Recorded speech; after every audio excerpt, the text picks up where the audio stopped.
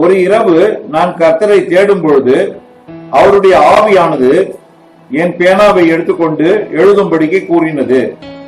நான் அந்த பேனாவை இறுக பற்றி கொண்ட பொழுது அவருடைய ஆவியானவர் சபைக்கு கொடுக்கும்படிக்கு ஒரு செய்தி எனக்கு தந்தார். அதை நான் உங்களுக்கு கொண்டு வர விரும்புகிறேன். அது வார்த்தையோடு மற்றும் மனவாட்டியோடு சம்பந்தம் கொண்டது. ஆமென். பாருங்க, இது டைரக்டா இவருக்கு ஹோலி ஸ்பிரிட் சொல்லி இவரை எழுதி சொன்ன மெசேஜ் இது. This message came in this way, that the Holy Spirit gave a direct utterance to him and told him to write this message, and that's how we got this message directly. எல்லா மெசேஜும் Holi spirit தான் கொடுக்குது. All the messages are given by Holy Spirit only. But இது வந்து ஸ்பெசிபிக்கா Holi spirit வந்து சொல்லி எழுதி சொன்னது. But this message is specifically given by Holy Spirit, and he was told to write this. அதாவது இங்க என்ன, here is what I am trying to say to you. இங்கேதான் நான் உங்களுக்கு என்ன சொல்ல விரும்புகிறேன் என்றால், the law of reproduction is that each species bring forth after its one kind. இங்கே நான் உங்களுக்கு என்ன சொல்ல விரும்புகிறேன் என்றால், பிரதி உற்பத்தியின் விதியானது என்ன சொல்லுகிறது என்றால், அந்தந்த வித்துகள் தன்னுடைய இனத்தின்படியே வித்துகளை பிறப்பிக்கும். Even according to Genesis 1:11, and God said, let the earth bring forth grass. ஆதியாகமம் 1:11 படி கூட தேவன் உரைத்தார், இந்த பூமியானது புல்லை பிறப்பிக்க கடவுது, பிறகு வித்துகளை பிறப்பிக்கக்கூடிய செடிகளையும் அது விளைவிக்கட்டும். And the earth yielding seed and the fruit tree yielding fruit after its kind. பிறகு அந்த செடியானது வித்துக்களை பிறப்பிக்கவும், பிறகு அந்த மரமானது கனிகளை கொடுக்கும், அவருக்கு ஒப்பாகவே அந்த கனிகளை கொடுக்கும்படிக்கு. Whose seed is in it itself. அந்த விதையானது அந்த செடிக்குள்ளே இருக்கிறது, அதற்குள்ளாகவே அது அடங்கி இருக்கிறது. Upon the earth, and it was so. அது பூமிக்குள் இருந்தது, அது விதமாகவே இருந்தது. Whatever life was in the seed came forth into a plant and then into a fruit. அந்த விதைக்குள் இருந்த ஜீவன் அதுதாமே ஒரு செடிக்குள் வந்து பிறகு அது கனிக்குள்ள வந்து விட்டது. ஆமென். ஆமென். அதாவது இதே லா தான் சர்ச்சுக்கு applicable ஆகும்னு சொல்றது. He says the same law will be applied to the church. Last day the true church will come to the Hudson, and she will be the super church, the super race, as they near him, they in the bride would so much like him, that they will even be in his very image. இந்த கடைசி நாட்களில் உண்மையான மணவாட்டி, அதாவது கிறிஸ்துவின் விதை தலைகளை நோக்கி அது வரும்பொழுது அவள் தாமே உன்னத சபையாக உன்னத ஜாதியாக இருப்பாள். அவரை நெருங்கும் பொழுது அவள் உன்னத சபையாக உன்னத ஜாதியாக இருப்பாள். மணவாட்டிக்குள்ள இருக்கிற அவர்கள் அவரை போலவே இருப்பார்கள், அவருடைய சாயலிலே இருப்பார்கள், அது அவருடைய சாயலாகவே இருப்பார்கள். They will be the very manifestation of the word of the living God. அவர்கள் தாமே அந்த ஜீவனுள்ள தேவனுடைய வார்த்தையின் வெளிப்படுத்துதலாக இருப்பார்கள். Denomination cannot produce this. They will produce their creed and their dogmas. ஸ்தாபனங்கள் இந்த தவறான விதியை பிறப்பிக்க முடியாது. அவர்கள் தாமே அவருடைய கோட்பாடுகளையும் பிரமாணங்களையும் பிறப்பிப்பார்கள்.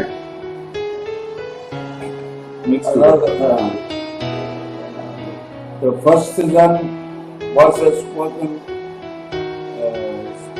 seed word of God.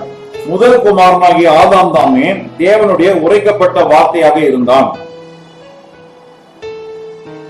He was given a bride, reproduce himself. அவன் தன்னை தானே பிரதி உற்பத்தி செய்து கொள்வதற்காக அவனுக்கு ஒரு மணவாட்டி அளிக்கப்பட்டாள். That's why the bride was given to him to reproduce himself. இந்த காரணத்தை முன்னிட்டு தான் அவனுக்கு ஒரு மணவாட்டி அளிக்கப்பட்டாள். ஏனென்றால் அவன் தன்னை தானே பிரதி உற்பத்தி செய்து கொள்ள வேண்டும் என்பதற்காக. To produce another son of God. இன்னொரு தேவனுடைய குமாரனை அவன் பிரதி உற்பத்தி செய்ய வேண்டும். And she fell. ஆனால் அவள் விழுந்து விட்டாள். She fell by hybridization. அவள் தாமே கலப்பினத்தினால் அவள் மரித்து விட்டாள். அவள் விழுந்து விட்டாள். She caused him to die. அவள் அவனை மரிக்க செய்தாள். அதே மாதிரி தான் இந்த சேம் வே ஜீசஸும் கூட even Christ Jesus also spoken word of God. he was the spoken word of God. அவர் தாமே தேவனுடைய உரைக்கப்பட்ட வார்த்தையாக இருந்தார். அவன் அவரு மணவாட்டியை மேரேஜ் பண்றதுக்கு முன்பாகவே அவர் மறிக்க வேண்டியது வந்தது. Before he could marry a wife, a bride, he was forced to die. She doubted, she left the word, she died. அவள் சந்தேகப்பட்டால், அவர் வார்த்தையை விட்டு விலகினால் அவள் மரித்து விட்டாள். From a little group of three seed of word, God will present Christ with blood bride. ஒரு சிறு மந்தையிலிருந்து, அதாவது தேவனுடைய உண்மையான வித்தாகிய அந்த வார்த்தையிலிருந்து தேவன் தாமே கிறிஸ்துவுக்கு ஒரு அன்பான மணவாட்டியை அளிப்பார். அவர் விர்ஜினாக இருக்கிறாள். அவள் தாமே வார்த்தையில ஒரு கன்னியாக இருப்பாள். அவர் விர்ஜின் எப்படின்னா she knows no man-made creed or dogmas. She is a virgin because she knows no man-made creeds or dogmas. அவர் எப்படி கன்னி என்று அழைக்கப்படுகிறாள் என்றால், மனிதனால் உண்டாக்கப்பட்ட கோட்பாடுகளையும் பிரமாணங்களையும் அவள் ஒருபோதும் அறியாதவளாக இருக்கிறாள். By and through the members of the bride will be fulfilled all that was promised of God to be made manifest in the virgin. மணவாட்டியின் அங்கத்தினர்கள் மூலியமாகவும் அங்கத்தினராலும் தேவனால் வாக்கு தத்தம் பண்ணப்பட்ட எல்லா காரியங்களும் அந்த கன்னிக்குள்ள அது நிறைவேற்றப்படும், அவை வெளிப்படுத்தப்படும். Word come to Virgin Mary. அந்த வார்த்தையானது கன்னி மரியாளுக்கு வந்தது. And the word of promise was told her by a prophet. அந்த வாக்கு தத்தத்தின் வார்த்தையானது ஒரு தீர்க்கதரிசியினால் உரைக்கப்பட்டது. It was an angel that had brought her the message. அது ஒரு தூதனாக இருந்தது. அந்த செய்தியை கொண்டு வந்தது ஒரு தூதனாக இருந்தது. That angel message was the word of God. அந்த தேவதூதனுடைய வார்த்தையானது, அந்த தேவதூதனுடைய செய்தியானது தேவனுடைய வார்த்தையாக இருந்தது. Isaiah 19:6. ஏசாயா 19:6 உரைக்கப்பட்டபடி 9:6 ஏசாயா 9:6 The members of virgin bride will love him. அந்த மணவாட்டியின் அங்கத்தினர்களாகிய அவர்கள் தாமே அவரை நேசிப்பார்கள். And will have his potential. அவருடைய வல்லமையை அவர்கள் பெற்றிருப்பார்கள். For he is their head. ஏனே அவருக்கு தலையாக இருக்கிறார். And all power belongs to him. அந்த எல்லா வல்லமையும் அவருக்கே உரித்ததாக இருக்கிறது. They are subject to him as the members of our bodies are subject to our acts. அவர்கள் தாமே மணவாட்டியின் அங்கத்தினர்களாய் அவருக்கு கீழ்ப்படுத்தியிருக்கிறார்கள். எப்படி என்றால், நம்முடைய சரீரங்கள் எப்படி நம்முடைய தலைக்கு கீழ்ப்படுகிறதோ அவ்விதமாக. இரண்டாவது இந்த மெசேஜ்ல என்ன சொல்றாருன்னா, secondly, what does he say in this message? அநேக மெசேஜ்கள் அவர் கொடுத்திருந்தாலும் கூட, he must have given lot of messages, but still yet, ஆனா இந்த மெசேஜில் தான் அவர் டைரக்டா சொல்றாரு. எப்படின்னா, only in this message he makes a direct mention How does he say that? He shows her his word of life. அவர் தம்முடைய ஜீவ வார்த்தையை அவளுக்கு காண்பிக்கிறார். She received it. அவள் அதை ஏற்றுக்கொள்ளுகிறாள். She never doubted. அவள் அதை ஒருபோதும் சந்தேகிப்பதில்லை. Therefore nothing can harm her. ஆதலால் அவளை ஒன்றும் சேதப்படுத்த முடியாது. Not even death. மரணம் கூட. அநேக மெசேஜில் சாக மாட்டேன்னு கிறிஸ்து பண்ணா மூத்திர உடைச்சு பாவத்திலிருந்து பாதாளத்திலிருந்து கலரிலிருந்து விடுதலை கொடுத்துக்காரன இருக்குது. In most of the messages, Christ Branham has said that after the opening of the seals, he has delivered us from all the sickness, bondage and death. Yet after that, ஆனா இந்த மெசேஜில் but in this message, டைரக்டா சொல்றது, he mentions directly, அதாவது that is to say, அவருடைய பேனாவை அவரே எடுத்து எழுதி சொல்லி கர்த்தர் சொல்றாரு, ஹோலி ஸ்பிரிட் சொல்றது. the Holy Spirit made him to pick up his own pen and told him to write. The words were said, whatever the words were said. அதாவது அவர் சொல்ற வேர்ட டவுட் போடாம இருந்தால், That is what he says.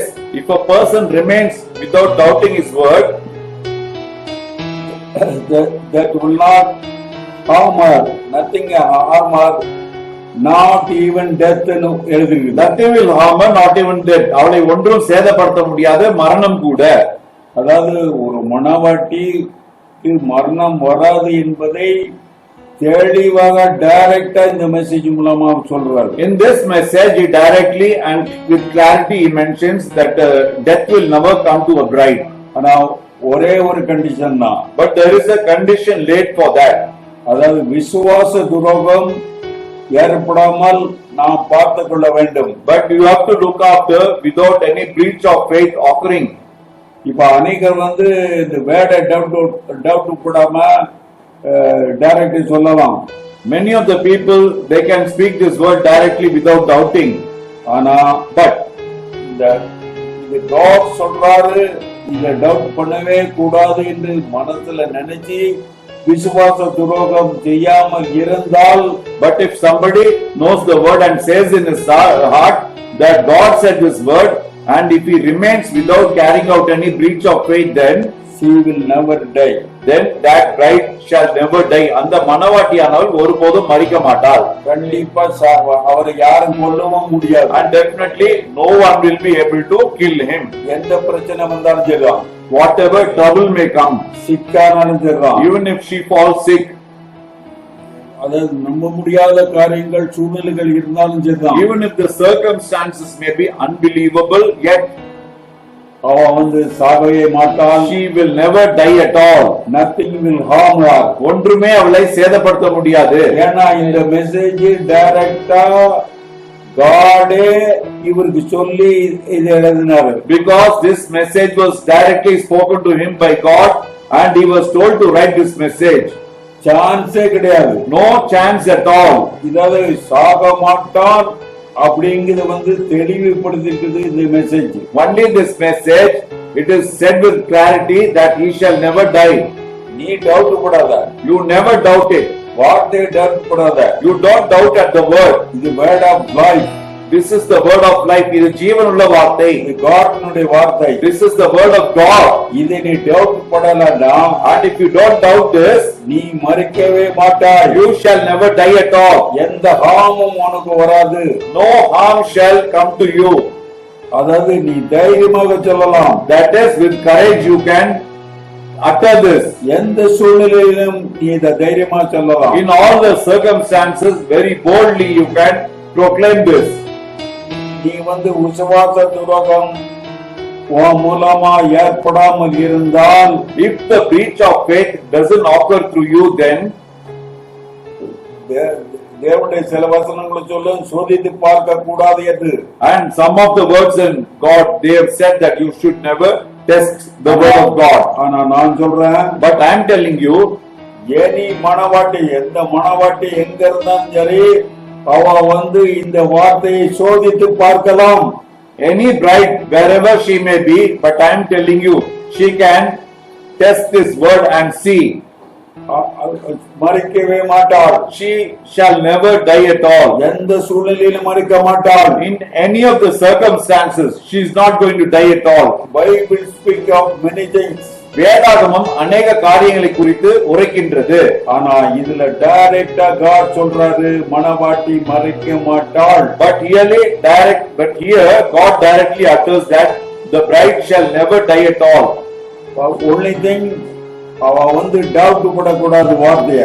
The only thing given to her is that she should never doubt the word of God at all. இப்போ சொல்றான், முதல்ல நம்ம படிச்சா ஜெனிசிஸ்ல 1:11 சொல்ற மாதிரி ரீப்ரொடக்ஷன்ல கூட அதாவது விதைக்கப்பட்டபடியே அந்த கனிகளை கொடுக்கும், அந்த பொருட்களை கொடுக்கும் என்று எழுதியிருக்கிறது. In Genesis 1:11 it was said that whatever the seed was sown shall bring forth the same seed of its own kind. அதே அந்த சீட்லாம் அந்த கைண்ட் தான் ப்ரொடியூஸ் பண்ணும். அந்த இனத்தின்படி அது பிரதி உற்பத்தி செய்கிறதாக இருக்கிறது. It will produce the same seed after its own kind. அதாவது மணவாட்டி சீடு மணவாட்டியை தான் கொடுக்கும். That is to say, the seed of bride will reproduce only the bride seed. Denomination seed அது டினாமினேஷன் தான் கொடுக்கும். And the denomination seed will produce only a denomination out of it. இப்போ Moses message கொடுக்கிறதுக்கு முன்னால, now before Moses could deliver a message, அவர் வார்த்தை அவர்ல வந்தது. The word of God came to him. ஆனா அவரை டைரக்டா வார்த்தை சொல்லி ஆர்குமெண்ட் பண்ணல. But he never gave the word of God directly and he never entered into any argument. அவர் அங்க உள்ள பெரிய போதகர்கிட்ட ஆர்குமெண்ட் பண்ணல. He never made any arguments with the teacher who was present there. God என்ன பண்ணாரு, அவரை wilderness கொண்டு போனார். What God did, God took him to the wilderness. வனாந்தரத்துக்கு கொண்டு சென்றார். எதுக்காகன்னா, what for? இந்த ஜனங்கள் அவர் ஏற்றுக்கொள்வதற்கு வாய்ப்பு கொடுக்க வேண்டும் என்ற காரணத்தினால். He wanted to give the opportunity to these people so that these people should accept him. இப்ப எல்லாரும் நினைக்கலாம், 40 வருஷம் மோசஸ வனாந்தரத்துக்கு கொண்டு போனதுனாலதான் கொண்டு போய் திரும்ப கொண்டு வந்தாரு, அதனாலதான் இந்த வார்த்தை ஜனங்கள் அக்செப்ட் பண்ணிட்டாங்க அப்படின்னு நினைக்கலாம். Many of the people may have a thought in themselves that Moses was taken to the wilderness for 40 years and he was brought back to these people, and that's why these people were able to accept the word of God. 40 வருஷம் கழிச்சுதான் அந்த ஜனங்கள் அந்த லீடரை ஏற்றுக்கொண்டார்கள். Only after the passing of 40 years these people accepted Moses as their own leader. இப்ப எலியாவை பாருங்க. Now look at Elijah. எலியாவும் கூட வனாந்தரத்துக்கு கொண்டு போனாங்க. Even Elijah was taken to the wilderness. அந்த வனாந்தரத்துல போய் கிங் அவர்கிட்ட பேசுறது கூட அவர் மறுத்துட்டார். Even the king told Elijah to speak to him, but Elijah refused. Elijah மறுத்துட்டாரு. Elijah refused. அவர் எதை பத்தியும் கேர் பண்ணல. He did not care for anything. ஆனா அந்த டைம் வரைக்கும் காத்திருந்தாரு. But he kept waiting till that time. இப்ப எலியா கூட பாத்தீங்கன்னா முதல்ல அவருக்கு அந்த கேக்க பண்ணி கொடு, அப்புறம் மிராக்கிளா பாப்போம் அப்படின்னு சொன்னாரு. First of all, what God said to Elijah, he told him to make the cake. Then after that, he will be able to see the miracle. அதாவது வேட காட்டிலும் மிராக்கிள்ஸ் முக்கியத்துவம் வாய்ந்தது அல்ல. That is to say, the miracles don't bear any importance more than the word. First preach the word, then you will see the miracle. முதலாவதாக தேவனுடைய வார்த்தையை பிரசங்கியுங்கள், பிறகு நீங்கள் தாமே அந்த அற்புதங்களை காண்பீர்கள். அப்படித்தான் அற்புதம் நடக்க வேண்டும். And in only this way the miracles have to happen. அதாவது மிராக்கிளுக்கு முக்கியத்துவம் காட்ஸ் வேர்டை விட கொடுக்க முடியாது. We cannot pay any importance to the miracles more than the word of God. அது எப்பொழுதுமே வேர்ட் ஆஃப் காட் தான் ஃபர்ஸ்ட்ல நிக்கும். All the times only the word of God will stand in the first place. அதாவது சாபனத்துக்காரர்கள் எப்படின்னா மிராக்கிளை தான் அதிகமா விரும்புறாங்க. How does this look? The people of the denominations, they always look first to the miracles. அப்பதான் word அவங்க பாக்குறாங்க. Then afterwards they start looking at the word. ஆனா மிராக்கிளை பார்க்காதவா மணவாட்டி மட்டும்தான். But Only the bride is there. She will never look at the miracles. மணவாட்டி வந்து அவளுடைய own kind, அதாவது வார்த்தைக்கு முக்கியத்துவம் கொடுப்பவள். But the bride is after the own kind of Lord, and she pays a lot of importance only to the word of God.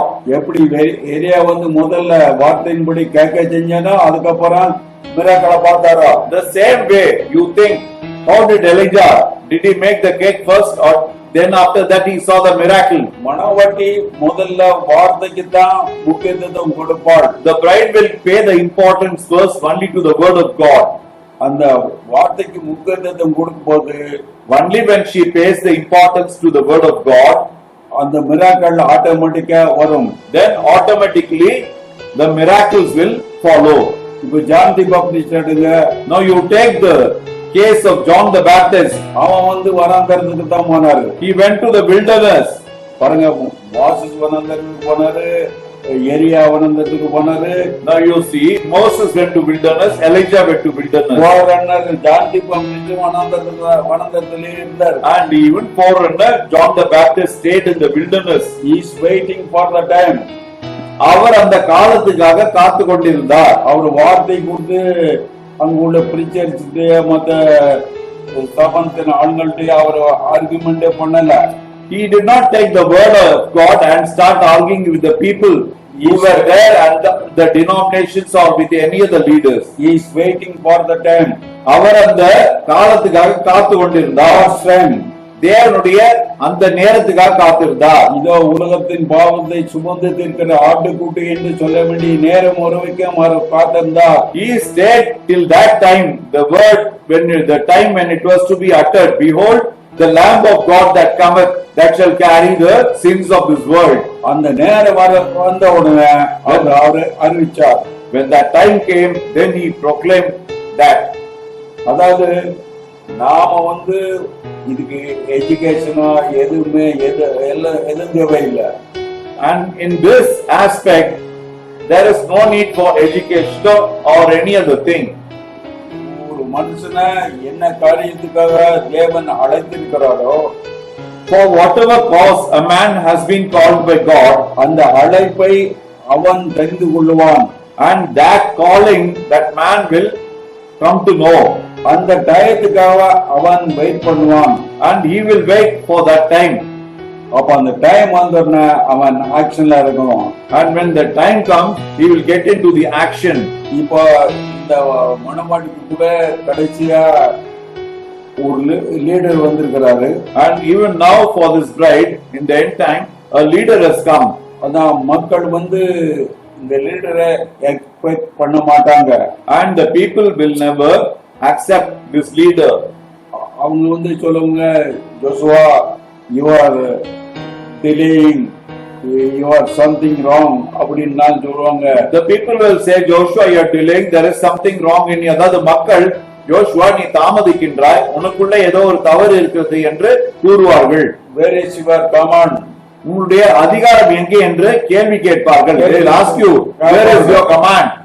ஆனாலும் But still, even the true ministers will misunderstand him. உண்மையான ஊழியக்காரர்கள் கூட அவரை தவறாக புரிந்து கொள்வார்கள். ஆனாலும் But still, அவர் உறுதியாக நிற்பார். he will be very steady in the word. He will be very steadfast and rigid in the word. தேவன் மற்றவர்களை விட அவரை அதிகமாக நம்புவார். God will believe more to him than anybody else. அவர் டிலே பண்ற மாதிரி இருந்தா கூட, Even if it appears that he is delaying, God only believe him. the God will believe only him. தேவன் அவரை மட்டுமே நம்புவார். அதாவது ஜோசப் அண்ட் காலேப்னு சொல்றாங்க.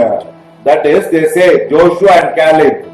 அதாவது Joshua Jesus Savior. Our Xavier. Joshua means Jehovah is our savior. Caleb means Caleb என்றால் those who stayed true with Joshua. those who stayed true with Joshua. யோசுவாவோடு உண்மையாக தரித்திருந்தவர்கள்.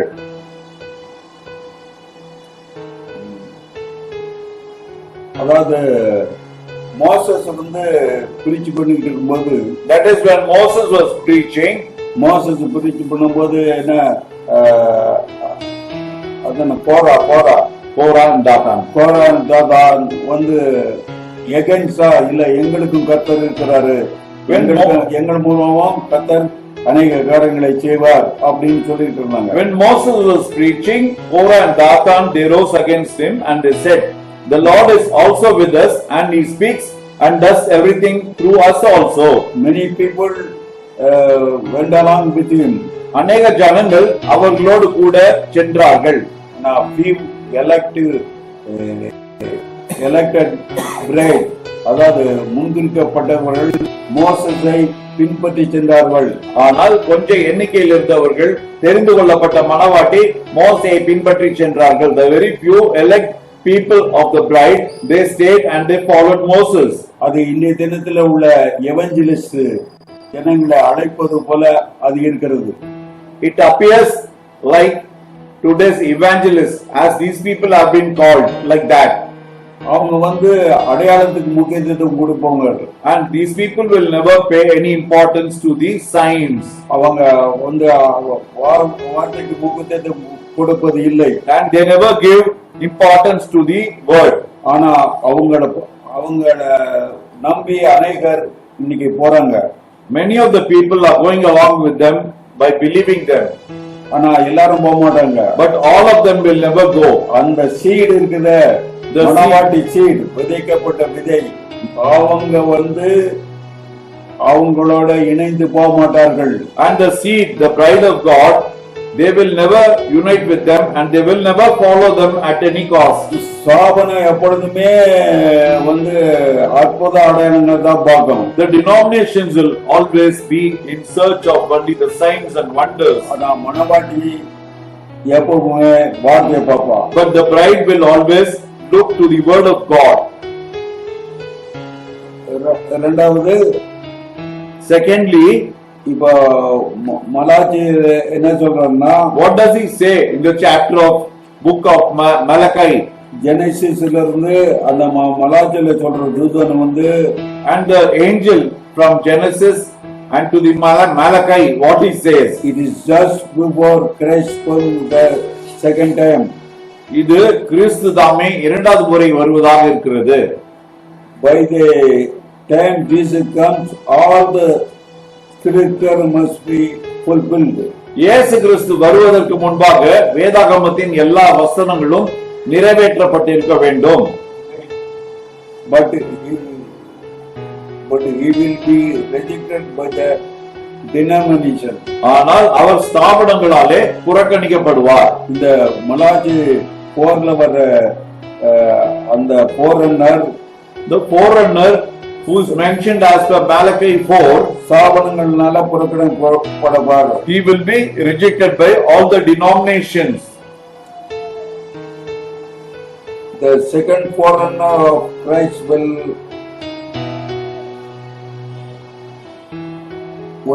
show for the latter rain.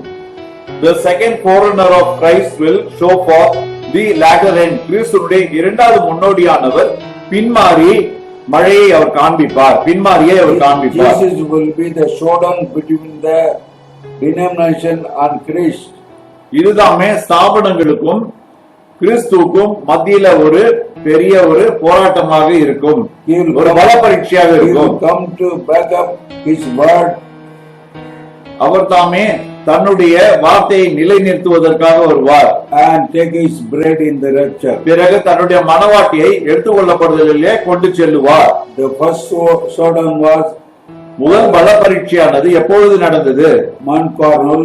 Carmel மலை பர்வதத்தின் மேலே நடந்தது. Second was the Mount Transfiguration. இரண்டாவது பல பரீட்சை மறுரூபமாக்கும் மலையின் மேல் நடந்தது. And the third will be Mount Sion. மூன்றாவது சியோன் மலை பல பரீட்சையாக இருக்கும். The strange behavior of Moses, Elijah and John withdrawing from the people into secularism left many confused. மோசே, எலியா, யோவான் அவர்களுடைய விபரீதமான ஒரு அந்த நடத்தையானது மக்களை மிகவும் குழப்பத்துக்குள் ஆழ்த்தியது. அவர்கள் தம்மை தாமே பிரித்து கொண்டு தனிமையில் சென்றார்கள். அந்த காரியமானது ஜனங்களை குழப்பத்தில் ஆழ்த்தியது. They did not realize that it was because the message had been rejected. ஆனால் அவர்கள் உணர்ந்து கொள்ளவில்லை அது ஏன் சம்பவித்தது என்று. அவருடைய செய்தி நிராகரிக்கப்பட்டதால் தான் இவ்விதமாக அது சம்பவித்தது. But the seed had been sown. ஆனால் அந்த வித்து காண்பிக்கப்பட்டது. The planting was over. அந்த செடியை நடுதல் முடிந்துவிட்டது. Judgment was next. அடுத்த காட்சி நியாய தீர்ப்பு விழ வேண்டியதாக இருக்கிறது. They have served their purpose as a sign to the people. அவர்கள் தாமே ஜனங்களுக்கு அடையாளமாக அந்த நிறைவேற வேண்டிய ஒரு உத்தேசத்தை நிறைவேற்றி விட்டார்கள். So judgment was next. ஆகையால் அடுத்த கட்டமானது நியாய தீர்ப்பாக இருக்க வேண்டியது. Moses was born for a certain work. மோசே தாமே ஒரு சில வேலைகளை செய்வதற்காக அவர் பிறந்தார். There was to be a certain Pharaoh on a throne, and the people had to be crying for the bread of life. அங்கே சிங்காசனத்தில் ஒரு பார்வோன் இருக்க வேண்டியதாக இருந்தது. அங்கே ஜனங்கள் ஜீவனுடைய அப்பத்துக்காக அழுது கூக்குரலிட வேண்டியதாகவும் இருந்தது. Before God could send him back, தேவன் தாமே அவரை மீண்டுமாக திரும்ப அனுப்புவதற்கு முன்னதாக. this is true for our day. அது நம்முடைய நாட்களுக்கு உண்மையான பொருளாக இருக்கிறது. But God has warned us about that.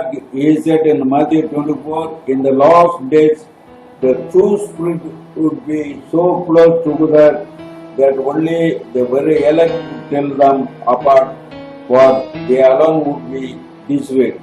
மத்தேயு 24 மூலமாக தேவன் தாமே ஒரு எச்சரிப்பை தருகிறார். அங்கே இரண்டுமே ஒன்று போல காணப்படும். உண்மையான மனவாட்டி மட்டுமே அதில் எது சரி எது தவறு என்பதை பிரிக்கக்கூடிய ஒரு நிலையில் காணப்படுவார்.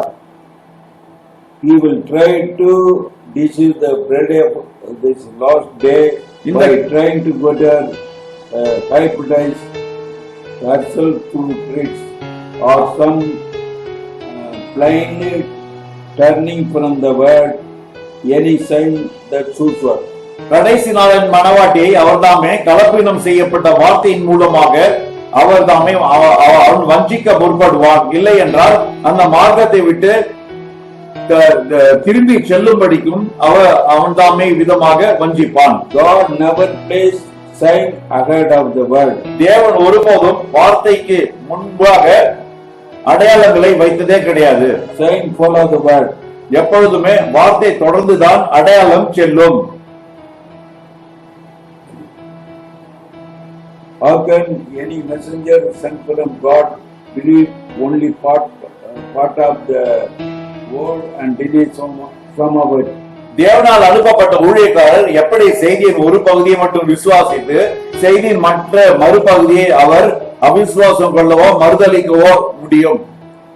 The true prophet of God in this last day will proclaim the whole world.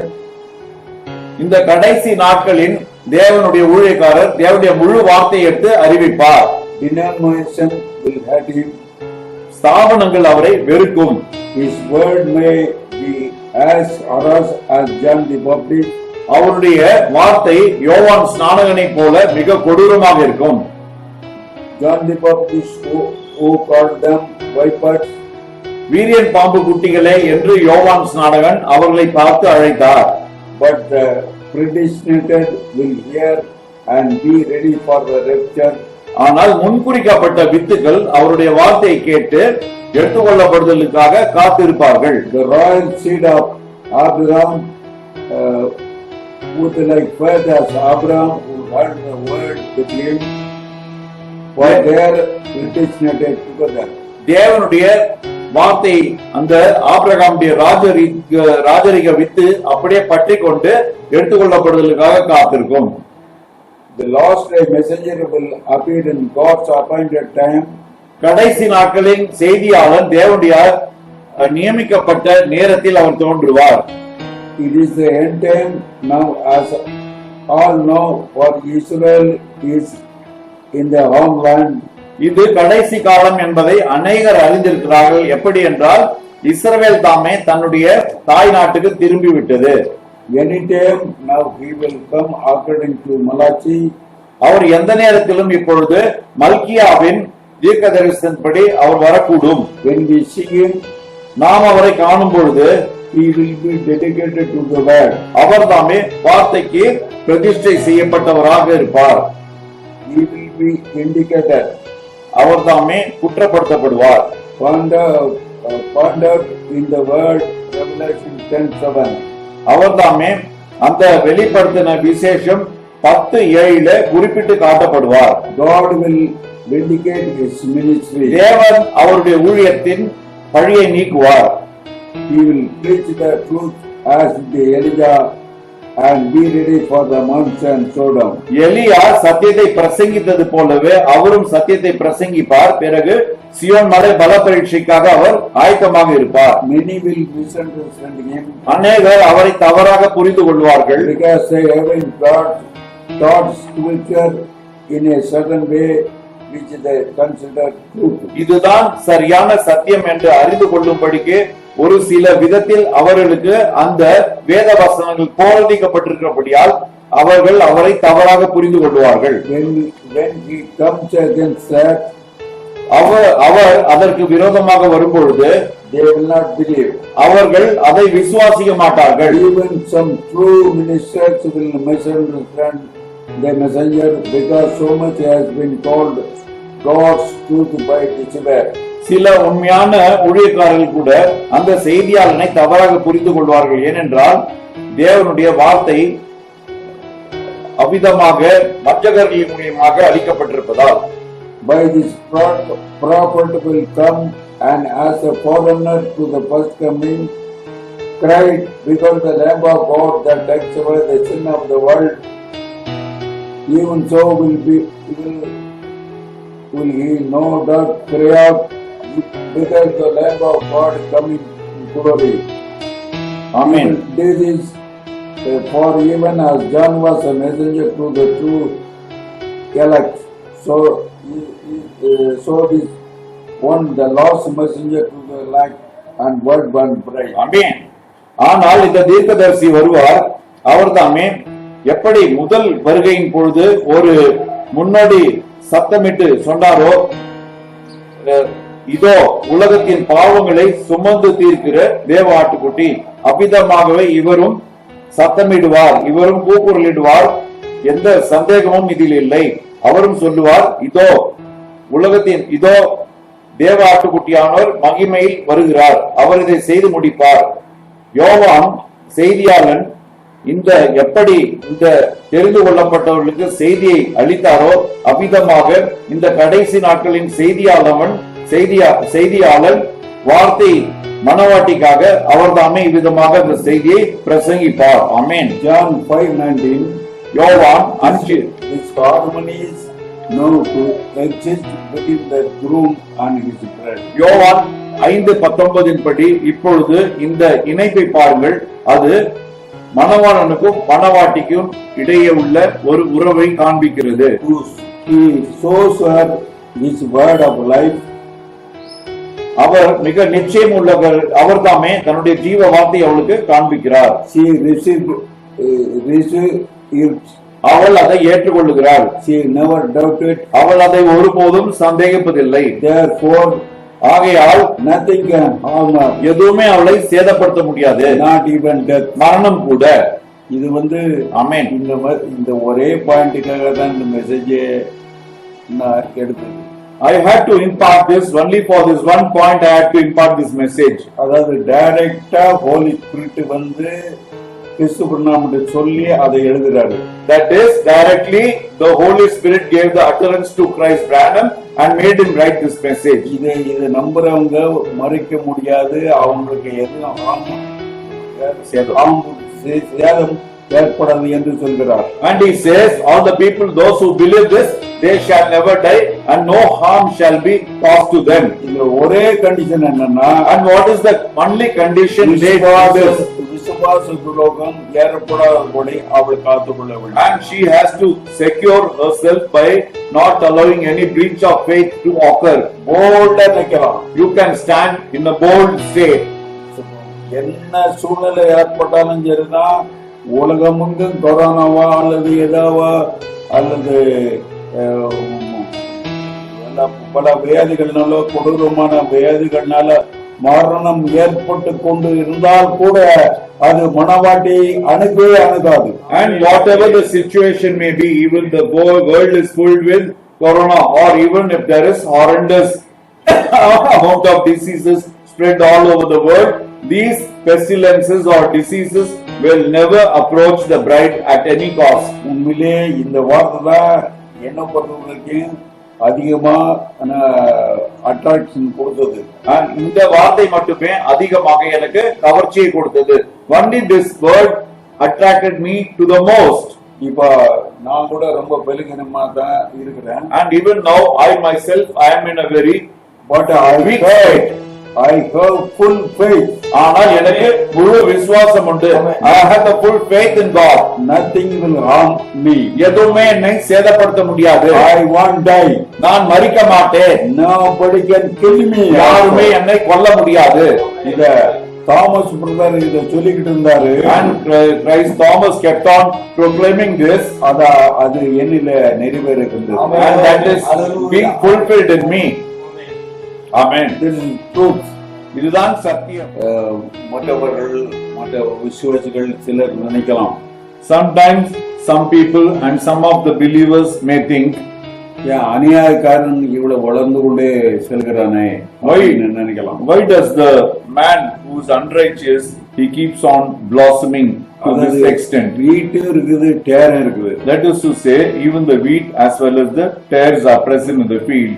இப்போ டேர்ஸையும் வளர விடுறாரு. And he allows the tares also to be grown along with the wheat. அதாவது டேர்ஸ் எதுக்காக வளர விடுறாங்கன்னா, why does he allow the tares to be grown along with the wheat? Because wheat is going to be gathered to the master. அந்த கோதுமையானது அதனுடைய அந்த எஜமானனுக்காக அது சேர்த்து அளிக்கப்படும். The tares have to be bundled for burning. அந்த களைகளோ கட்டப்பட்டு எரிப்பதற்காக கொடுக்கப்படும். சிலர் நினைக்கலாம், some people may think, இவன் எடுத்து பேசிக்கிட்டு இருக்கான், இவனை கர்த்தர் விட்டுக்கிட்டு இருக்காரு அப்படின்னு. Some people may think this man is always opposing and exerting unwanted words, and why does the Lord permit him to do so? வார்த்தையில உறுதியா நில்லு. And you stay steady in the word. அவனை எதுக்காக வளர விடுறாரு? Why does he allow him to grow?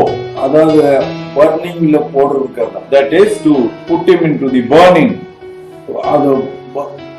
அதாவது அவனை எரி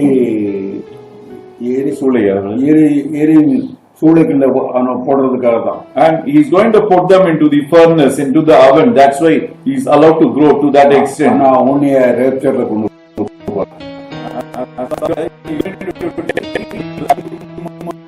துன்பங்கள் அநேகம். And lot of afflictions will come to the righteous people. ஆனா எல்லாவற்றிலும் இருந்து அவனை பாதுகாப்பார். But the Lord will secure you from all the things. அது எப்படின்னு சொல்றியா? And do you ask me how that's going to happen? நீ ரேப்சர்ல போவ. And it is like this, you will take part in the rapture.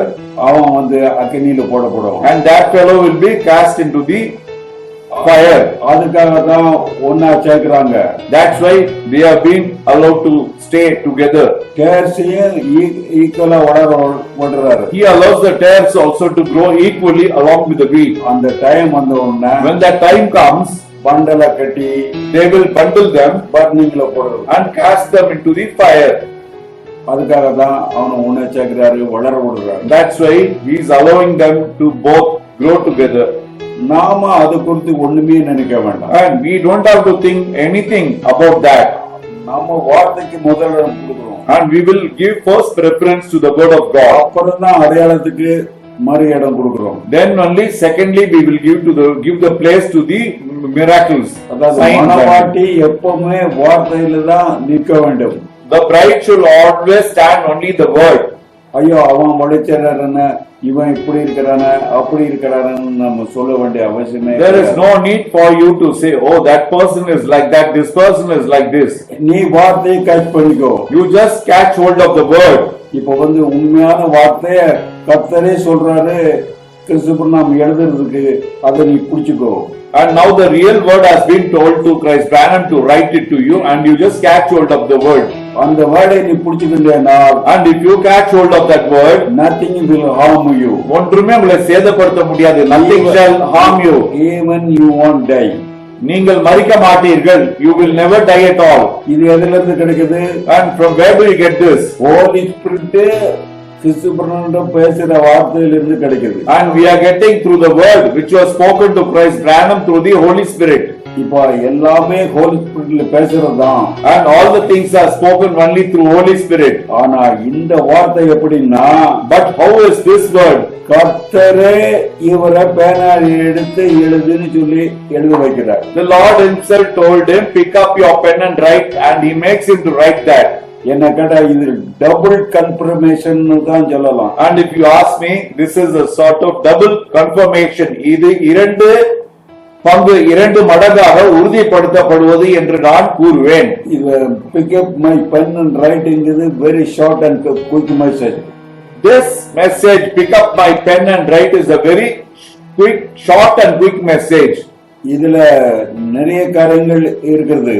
This contains lot many things in it. Moses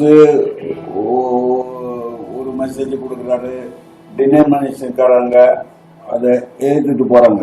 Moses gives a message and the denomination people, they oppose this message. அதாவது கோரா மாதிரி ஆளுங்கள், கோரா and தாத்தான், அவங்க மாதிரி ஆளுங்க, அவங்க கூடயும் சிலர் போயிடுறாங்க. And there were people like Korah and Dathan, and even some of the people followed them. ஆரம்பத்திலே சொல்லிருக்கிறோம், ஜெனிசிஸ்ல 1:11 சொல்ற மாதிரி அதன் இனம் அந்த இனத்தை கொடுக்கும், பிரதிபலிக்கும் என்று சொல்லப்பட்டிருக்கு. Already I said, as per Genesis 1:11, all the seed will produce the seed of the same kind, and whatever the seed was in that, whatever the life was in that seed. மணவாட்டி seed மட்டும்தான். இப்ப மணவாட்டி seed எத்தனை இருக்குது உலகத்திலேயே? 700 தான். And how many bride seed is present in this world? Only 700. அந்த 700 பேரும் ஒரே கருத்தை தான் சொல்லுவாங்க. And all the 700 will proclaim only one opinion. But denomination காரணம் நம்ம எடுத்துட்டு வரணும் முடியாது. But if we try to drag and pull the denomination people, we cannot do that. அவன் அதேதான் ஓடுதுக்கிட்டு போவான். அவன் சாபனம் என்ன சொல்றதோ அதை தான் கேட்டுக்கிட்டு போவான். And he will listen to the word only, whatever the denomination proclaims to him, he'll carry on with that. இப்போ இந்த உலகத்திலேயே சாபனம் இல்லாதவர்கள் 700 பேர் தான். And in this entire world, the people who do not belong to any denomination, they are only 700 in number. அந்த சாபனத்துல உள்ளவங்க எல்லாம் வருவாங்க அப்படின்னு நம்ம கற்பனை கூட பண்ண முடியாது. And you cannot have any imagination to say that the people of denominations will come. They will reproduce the same kind of fruit. அவர்கள் அதே விதமான கனியை தான் பிரதி உற்பத்தி செய்வார்கள். அவங்களிடத்திலிருந்து எந்த வித மாற்றமும் இருக்காது. There won't be any change in them. என்னடா இவன் பைபிள் கலாச்சி படிக்கிறான், இவன் அப்படி படிக்கிறான், படிச்சிருக்கான், இவன் பெரிய கட்டிக்காரன் அப்படின்னு நம்ம நினைக்கலாம். You may think that he studied in a Bible college and he's a wise man and he is knowing many things like that. John the Baptist, எலியா, இவங்கெல்லாம் எடுத்துக்கங்க. You take the cases of John the Baptist and Elijah. அவங்களாம் எந்த ஸ்கூலுக்கும் போகல. They never went to any school. அவங்க ஆண்டவர் சமூகத்துல காத்திருந்து உண்மையான வேடுக்காக தான் காத்திருந்தாங்க. And they stayed in the presence of the Lord and they stayed only for the true word of God. They act upon the word of God. அவர்கள் தேவனுடைய வார்த்தையின்படியே கிரியை செய்தார்கள். Afterward they have seen the miracle. அதன் பிறகு அவர்கள் அற்புத அடையாளங்களை கண்டார்கள். They acted upon the word of God and later they saw the miracles of God. இன்னைக்கு கொடுத்த மெசேஜில இந்த மெயினான சாராம்சங்கள் வேர்டை நம்ம பிலீவ் பண்ணோம்னா நமக்கு அழிவே கிடையாது. Today's message, whatever I gave you, this contains the significance that if you do believe the word of God, there is no death to you. டெத்தே கிடையாது. No death at all. இது ஒரு மெயின் கன்ஃபர்மேஷன் ஃபார் பிரெட். இது மனவாட்டிக்கு ஒரு முக்கியமான உறுதிப்படுத்துதல் ஆகும். சாக மாட்டாங்களுக்கு என்ன ஆதாரத்தை கொடுத்துட்டாரு அப்படின்னு கேட்டா நம்ம இது சொல்லலாம். And if somebody says what is the authority that God gave you that you are not going to die, then we can proclaim this part of the word. விசுவாச துரோகம் உன் மூலமாக ஏற்படாமல் பார்த்துக்கொள்ள வேண்டும். But you have to look after yourself that the breach of faith never occurs through you. இந்த ஒரே பாயிண்ட்டுக்காக தான் இந்த சின்ன பேராகிராஃப் ஒரு ட்ராக் மாதிரி இருக்கிற மெசேஜை நம்ம கொடுக்குது. And only for this one point we give the message that was given in the form of a small tract, a small paragraph out of it. ஏன்னா நான் கூட நினைச்சேன், ஏன் இது 50 வாட்டி 60 வாட்டி கிட்ட நிறைய வாட்டி செவன்த் ஏஞ்சல் இந்த மெசேஜை கொடுத்துருப்பாரு, என்னதான் இருக்குது அப்படின்னு பார்த்தேன். Even I thought, why did seventh angel give this message 50-60 times and what is being contained in this? I started looking into it. அதான் believe the word of God. That is, believe the word of God. தேவனுடைய வார்த்தை விசுவாசி. Then you will see the miracle. பிறகு நீ அற்புதங்களை காண்பாய். Then you will be able to see the miracles of God. Word of God நம்புறவனுக்கு மரணம் கிடையாது. And those who believe in the word of God, there is no death to them. இந்த message எல்லாம் ஆணித்தரமாக சொல்றார். Only in this message he gives it with a deep root. Holy Spirit says, the பரிசுத்த ஆவியானவர் உரைக்கிறார். He is writing with his pen. அவர் தன்னுடைய பேனாவை எடுத்துக்கொண்டு எழுதுகிறார். Double confirmation. இரண்டு மடங்கு உறுதிப்படுத்துதல். இந்த விட உறுதியான காரியம் எதுவுமே நமக்கு கிடையாது. And more than this, there is no any conformity given to us. சொல்றது, நித்திய நீதி சொல்றது. He says about eternal justification, the abolishment of death. But you believe this word without any doubt. ஆனால் you won't die. அவருடைய வார்த்தையை நீங்கள் சந்தேகிக்காமல் விசுவாசிப்பீர்கள் என்றால் ஒரு காலம் நீங்கள் மரிக்கவே முடியாது. இந்த ஒரு பாயிண்ட்காக தான் இந்த மெசேஜை கொடுத்தது. I gave this message only for this one particular point. We pray for this word. இந்த வார்த்தைக்காக நாங்கள் ஜெபிக்கிறோம். Let this word go to all the bride of Christ. இந்த வார்த்தையானது கிறிஸ்துவினுடைய எல்லா மனவாட்டியை சென்றடையும்படிக்கு நாங்கள் ஜெபிக்கிறோம். Let them live forever. அவர்கள் என்றென்றுமே ஜீவிக்கட்டும். We are going to pray for them. நாங்கள் அவர்களுக்காக ஜெபிக்க போகிறோம். அதாவது யார் யார் மனவாட்டியாக முன்வைக்கப்பட்டிருக்கிறார்களோ அவர்களுக்காக நாங்கள் ஜெபிக்கிறோம். We are going to pray for those people who have been predestinated to be the bride of God. எங்கள் நேசிக்கிற ஆண்டவரே, Oh the Lord who loves us, ஜீவனும் பலனுமாக கர்த்தாவே, Oh Lord who is our life and strength, நேற்று மீண்டும் என்று மாறாதவரே, yesterday, today and forever unchanging God, பரலோகத்தின் மகத்துவமானவரே, Oh the greatest in heaven, இந்த அருமையான நாளுக்காக வேலைக்காக சொல்கிறோம். and we thank you for this great day and for this wonderful opportunity. இந்த நாளிலே எங்களுக்கு ஒரு நல்ல செய்தியை கொடுத்தீர். In this day you gave us a wonderful message. சுருக்கமான செய்தியாக இருந்தாலும், and it may be a very short message, but still மிக மேன்மையான காரியங்களை நாங்கள் கண்டறிந்தோம். and we have seen lot of magnificent things in this. அதாவது சாகாமல் இருக்க முடியாமா என்று கற்கும் நபர்களுக்கு இதை நாங்கள் சொல்லத்தக்கதாக எங்களுக்கு இந்த வார்த்தையை கொடுத்திருக்கிறீர்கள். You gave us this word so that those who interrogate and ask us that can you remain without death, so to reply to them you are given this message, Lord. டைரக்டாவே கிறிஸ்துவின் நாமத்துக்கு ஹோலி ஸ்பிரிட் வந்து எழுதி சொல்லிய காரியம் தான் இது. This is the fact that the Holy Spirit directly uttered to Christ Branham and told him to write. இந்த வார்த்தை failure ஆகுமானால், and if this word is going to fail, நாங்கள் preach பண்ற சத்தியமே waste. then the truth what we preach is going to be an utter waste.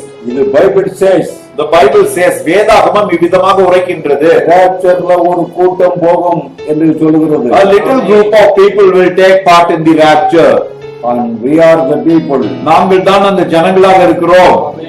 go in the rapture. அந்த எடுத்துக்கொள்ளப்படுவதில் செல்லுபவர்கள் without death. மரிக்காமலே நாங்கள் சாவை ஜெயித்து விட்டோம். we have already prevailed and overcome over death. மணவாட்டிக்கு சோதனைகள் அதிகமாக இருந்தாலும், Even if the lot of trials are there to the bride, இந்த வார்த்தையை நம்புங்கள். you believe this word, உங்களை யாராலும் எது அசைக்க முடியாது. nobody will be able to shake you. You will go in the rapture. நீங்கள் எடுத்துக்கொள்ளப்படுதலிலே செல்லுவீர்கள். Nothing will harm you. எதுவுமே உங்களை சேதப்படுத்த முடியாது. Even death. மரணம் கூட. In the name of Christ, Amen. கிறிஸ்து பிராணன் நாமத்திலே ஜெபிக்கிறோம்.